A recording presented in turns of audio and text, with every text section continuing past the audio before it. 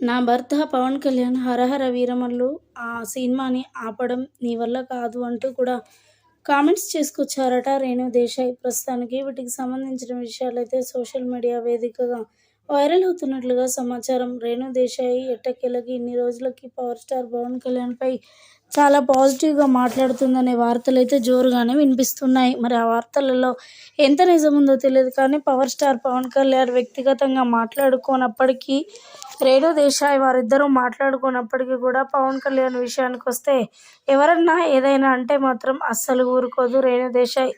ముఖ్యంగా తన సినిమాల విషయానికొస్తే ఎవరే కామెంట్ చేసినా ఖచ్చితంగా కామెంట్ రిసీవ్ చేసుకొని కౌంటర్ ఇస్తూనే ఉంటుంది. పవన్ కళ్యాణ్ అయినా పక్కకు పెడతాడు కానీ రేణు దేశాయ్ మాత్రం అస్సలు ఊరుకోదు.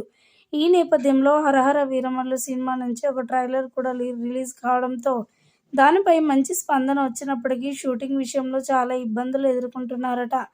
అది ఎవరి వల్ల ఆగిపోతుందనేది అధికారికంగా బయటపడలేదు కానీ రేణు దేశాయ్ మాత్రం ఈ విషయాన్ని చాలా సీరియస్గానే తీసుకున్నారని చెప్పాలి.